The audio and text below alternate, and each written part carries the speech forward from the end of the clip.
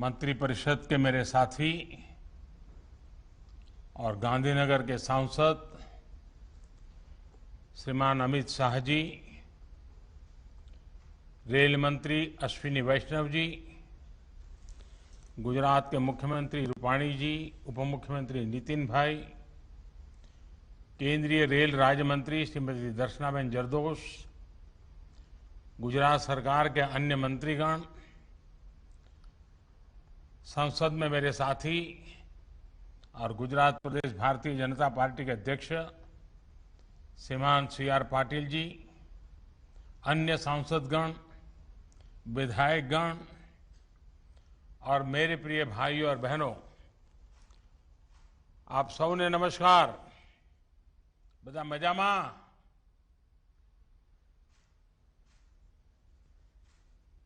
आज का दिन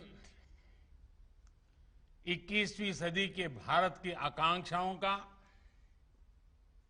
युवा भारत की भावनाओं और संभावनाओं का बहुत बड़ा प्रतीक है। साइंस और टेक्नोलॉजी हो,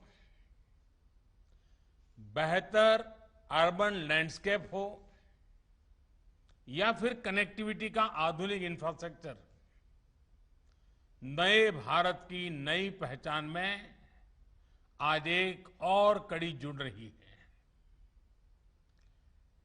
मैंने यहां दिल्ली से तमाम प्रोजेक्ट्स का लोकार्पण तो किया है, लेकिन इनको रूबरू देखने की उत्सुकता मैं बयान नहीं कर सकता। मैं मौका देखते ही खुद भी इसे देखने के लिए आऊंगा। भाइयों और बहनों, आज देश का लक्ष्य सिर्फ कंक्रीट के स्ट्रक्चर खड़ा करना नहीं है, बल्कि आज देश में ऐसे इंफ्रा का निर्माण हो रहा है जिनका अपना एक कैरेक्टर है। बेहतर पब्लिक स्पेस हमारी जरूरी आवश्यकता है। इस प्रकार से कभी पहले सोचा नहीं जाता था। हमारी अतीत की अर्बन प्लानिंग में इसको भी एक प्रकार से लग्जरी के साथ जोड़ दिया गया था। आपने भी गौर किया होगा कि रियल एस्टेट और हाउसिंग कंपनियों के प्रचार का फोकस क्या होता है? पार्क फेसिंग, घर या फिर सोसाइटी के विशेष पब्लिक स्पेस के इर्द गिर्द होता है।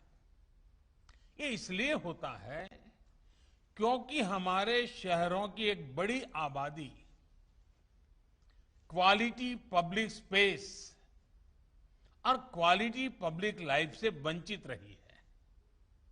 अब अर्बन डेवलपमेंट की पुरानी सोच को पीछे छोड़कर देश आधुनिकता की तरफ आगे बढ़ रहा है।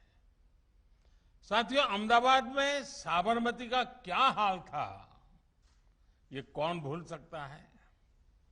आज वहां पानी की धारा के साथ साथ river front, park, open gym, seaplane, ये सब हमारे सेवा में उपलब्ध है।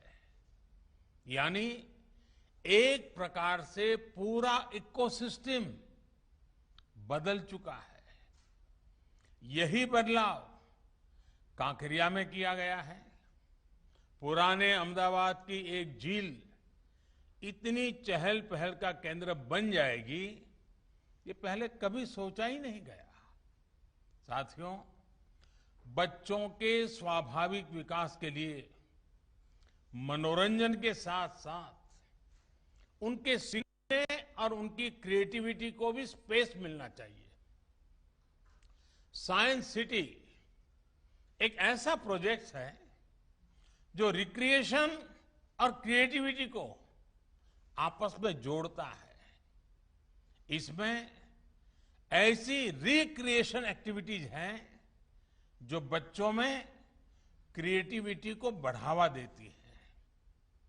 इसमें खेलकूद है, मौज मस्ती है और इसके साथ साथ ये बच्चों को कुछ नया सिखाने का प्लेटफॉर्म भी है।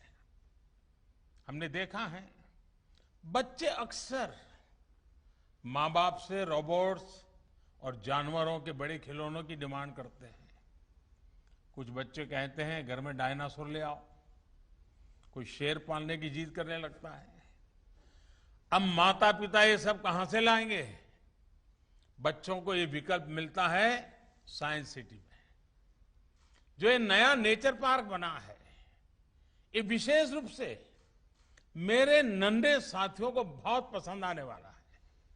इतना ही नहीं, साइंस सिटी में बनी एक्वेटिक्स गैलरी वो तो और भी आनंदित करने वाली है। ये देश के ही नहीं बल्कि एशिया के टॉप एक्वेरियम में से एक है।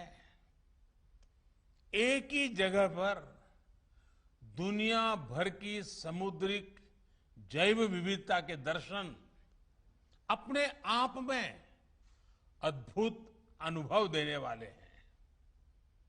वहीं रोबोटिक्स गैलरी में रोबोट्स के साथ बातचीत का आकर्षण का केंद्र तो ही है ही, साथ ही ये रोबोटिक्स के क्षेत्र में काम करने के लिए हमारे युवाओं को प्रेरित भी करेगा, बाल मन में जिज्ञासा जगाएगा। मेडिसिन, खेती, स्पेस, डिफेंस ऐसे अनेक क्षेत्रों में रोबोट्स कैसे काम आ सकते हैं, इसका अनुभव यहां हमारे युवा साथी ले पाएंगे। और हां, रोबो कैफे में रोबोटिक शेफ का बनाया और रोबोट वेटर्स का परोसा खाना खाने का आनंद शायद ही वहां आया हुआ कोई व्यक्ति वहां गए बिना रहेगा।